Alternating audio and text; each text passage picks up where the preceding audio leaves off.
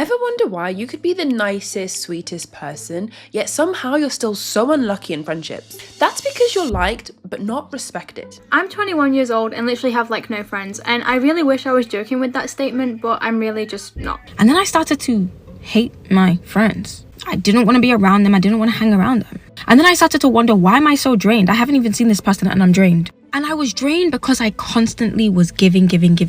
See, I made this mistake a few years ago and I overcommitted myself to people that I barely knew. I had friends in my life that were important to me, but I never felt like I was important to them. You can't just like casually make friends, because every little connection or relationship, it's like all of your eggs are suddenly in that basket, and it probably means so much more to you than it does to them. I'd constantly give people compliments and reassure them and be like their cheerleader, but I never got that in return. Maybe you can relate. Maybe you're the sort of person that has so much love and affection to give to people, but things never seem to go your way. People always talk about how kind you are, how genuine you are, how you're such a lovely person, yet deep down you feel really lonely. You feel like you have no genuine friends you can turn to. This was me for probably most of my life, and I've come to realize now some of the mistakes that I've made. And one of the biggest realizations that I've had is that it's not important for people to like you, it's important that they respect you.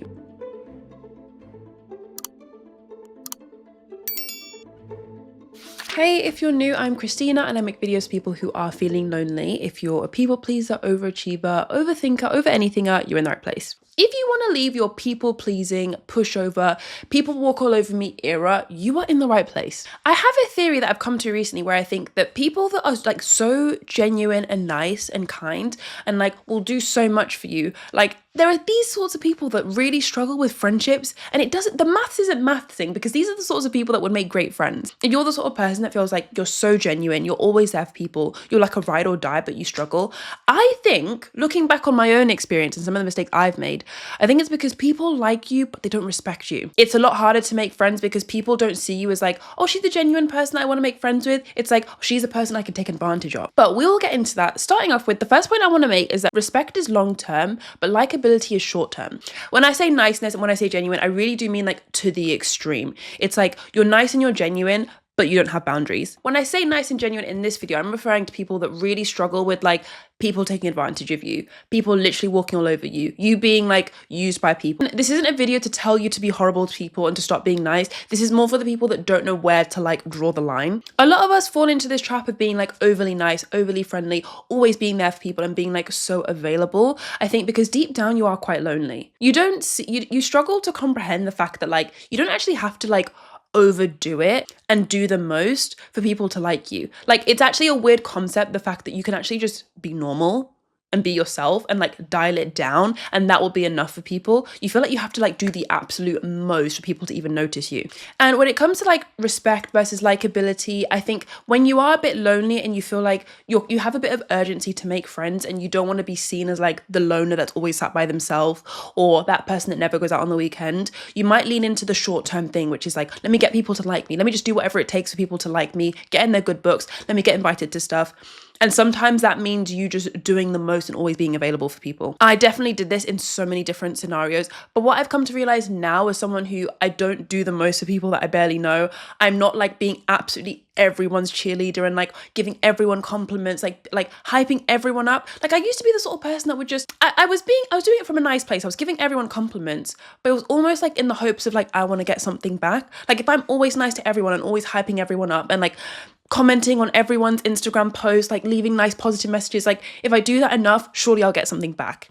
It wasn't from a genuine place, it was actually from like a transactional place. When I did that, I think I was sacrificing the short term for the long term. I was sacrificing being liked for being respected. Like when people could see that Christina doesn't even have any boundaries, like Christina will do anything for anyone. She's not someone that has respect for herself. Why should we respect her? I am so lonely, like so deeply craving, like. So she's talking about how being really, really deeply lonely makes it harder for you to make friends. And that couldn't be any more true. Having human connection and having those people that you could talk to about anything, that is a human need. We're biologically hardwired to want to connect and belong and everything.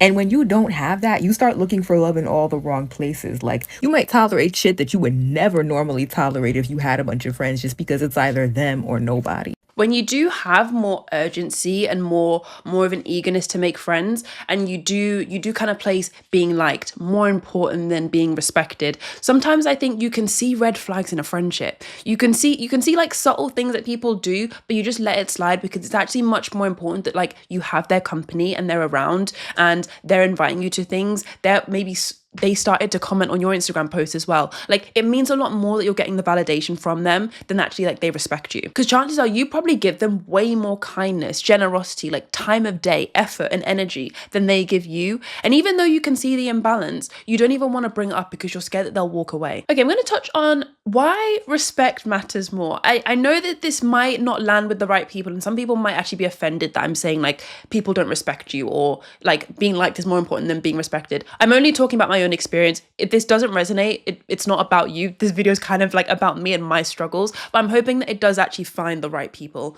Respect matters way more than people liking you because, first of all, like I mentioned in the first chapter, respect is long term. Respect is what will sustain the friendship. I don't know if you've ever had a friendship with someone that was very, very short lived. I'm talking you guys were friends for a few weeks, at a push a couple months, but it's one of those like flash in the pan sort of friendships where like you guys are best buds and so close, so tight knit for a short amount of time, but then things fizzle out for a multitude of different reasons. Maybe it's like they were toxic, or maybe it's like they were like a bit anxious and needed you close to them all the time, and then they like replace you with someone else. I've had that before. A lot of the friendships that you might have where they're short-lived, I feel like it's likability and like, I don't know, a fun, exciting time, like novelty, newness. That's what's keeping you guys glued together. But those friendships and those relationships that last a long time, I feel like there's an element of respect there. So many other things are also involved as well, like things in common, mutual interests, but there's just a mutual respect. Like you can have one of those short-lived couple weeks, couple months friendships where literally like you guys don't even like have difficult, tough conversations. Like the only thing connecting you guys is like very superficial things. Maybe it's just the fact that like you go to the same school, you go to the same work, and you have a couple things in common.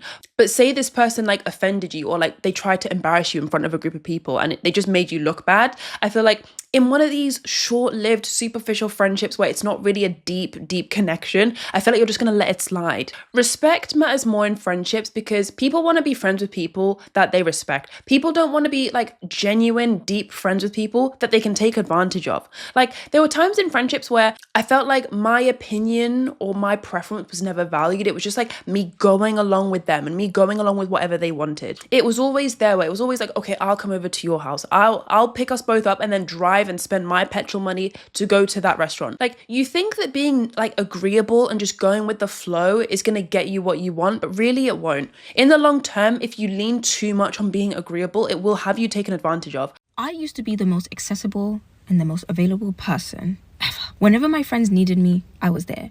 It could be 1 a.m., 2 a.m., I'm answering your phone call. And then I started to hate my friends. Yeah, I literally used to die at the sight of their phone calls. I didn't want to be around them. I didn't want to hang around them. And then I started to wonder, why am I so drained? I haven't even seen this person and I'm drained. And I was drained because I constantly was giving.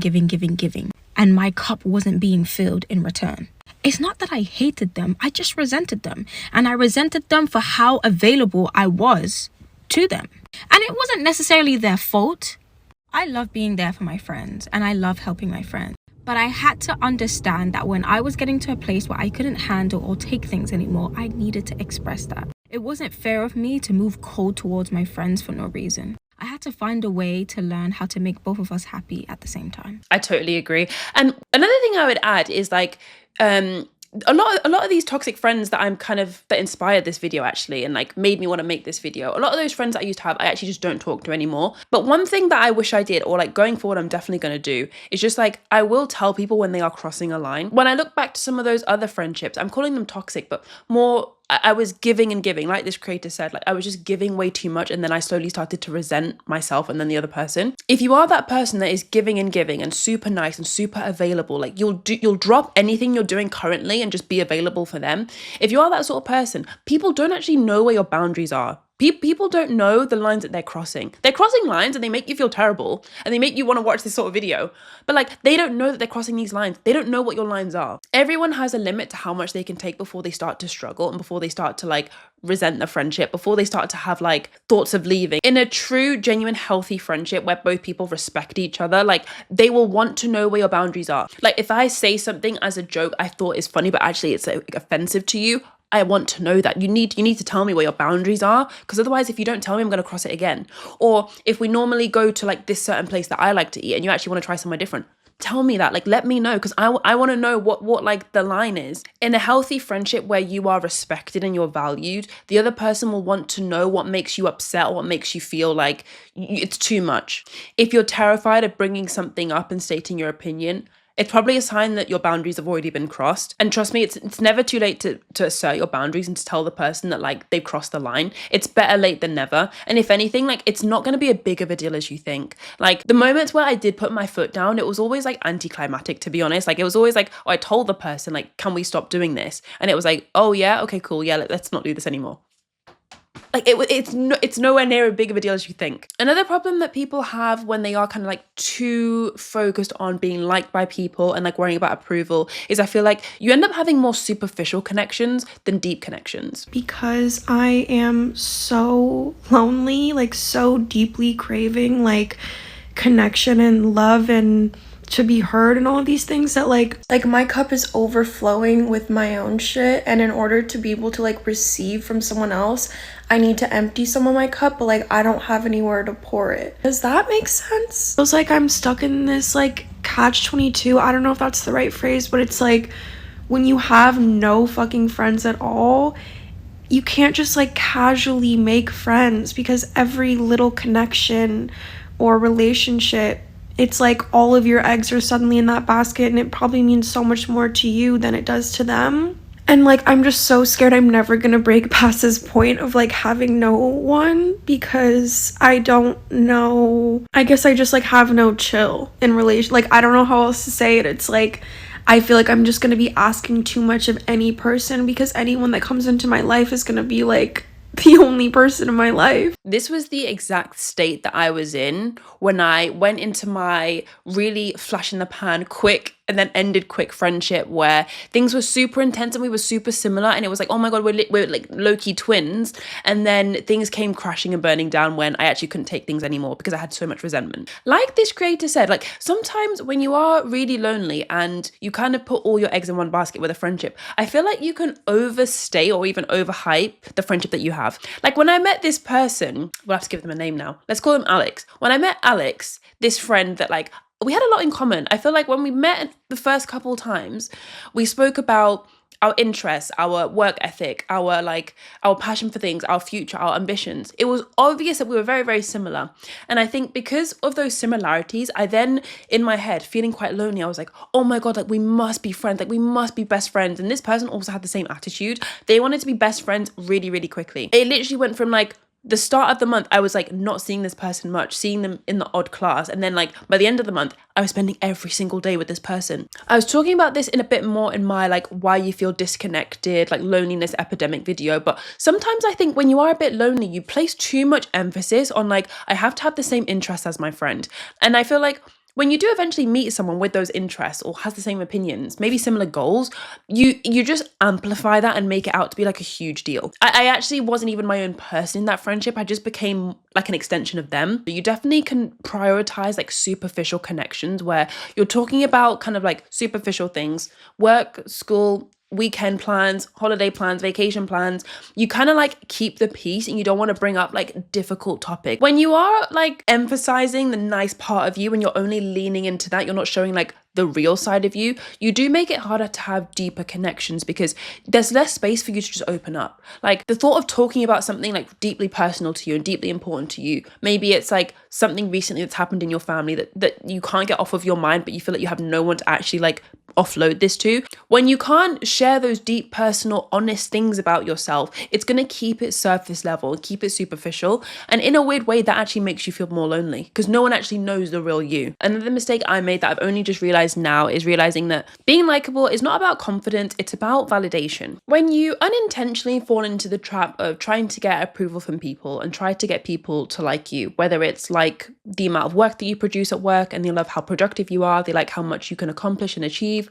or whether it's like you're trying to get people to like you by being cool and interesting and cracking jokes at parties and stuff, you forget that this likability and this like approval that you get in social settings or at work, in like parties and stuff, it's not actually going to make you confident. It's just going to make you feel validated. And those are two different things. For example, some people chase this actually, like not even in real life, they actually chase it online, where they try to get like more social media attention and more likes and more followers, and they try to like become an influencer. But the thing is, you can be like IG famous or TikTok famous. You can have a lot of likes, you can have a lot of followers, but you actually might not be confident in yourself. In the real world, you could be like the popular girl, you could be like the employee of the month, you could be the stud that does all the sports, you could be like that guy. But again, you can still lack confidence in yourself. Being liked in the social world, like trying to get approval from people in like social gatherings, that's not really much about you becoming confident. That will just make you feel validated. And validation is what I like to call like empty confidence. Validation looks like confidence. A lot of people think you're cool, they think you're funny, they think you're like really attractive, they want to hang out with you. That seems like it'd make you confident. Actually, it will just make you feel quite empty inside. The mistake I made in the past was like chasing this social approval, like chasing people liking me and being seen as cool and finally being like invited to stuff. But trust me, you will finally hang out with them. You will be cool enough to be invited to talk to them and all this stuff. You won't feel confident about yourself. You'll still feel empty. You'll still feel really low. You'll still feel insecure. You'll still want more approval. That's why this approach of like trying to get people to like you and doing anything under the sun to kind of like be available for people and always make sure that like they know they can count on me, they know I'm always going to be here, that's not really a winning game. Instead, the game to play is a game where you slowly learn to like respect yourself. You slowly learn to like make really hard decisions where you decide to say no to people, and you're going to disappoint people if they ask you to do something last minute. You make the hard decision to actually put yourself first for once and cut off a friendship that wasn't even serving you. When you do more things in life for you and you build up the muscle of like, I'm living life for me, I'm going to do what I want, I like and respect myself, I don't need everyone else to like me. When you start to do that, it's actually crazy how it happens, but then actually people will start to like you and respect you. People like people with boundaries. People like people who respect themselves. People like people that have a backbone. And sometimes to get to the point of having a backbone, you just have to live life on your terms for a good amount of time. Do things for you. Do things unapologetically, like offend people, upset people, disappoint people. It would happen anyway, whether or not you were trying to be nice or whether or not you were just doing your own thing. People are so unpredictable and things are so out of your own control that like people being upset and unhappy would naturally happen anyway. There's nothing you can do to prevent that. But sometimes being that super nice and bubbly, available person makes you think that you can prevent it.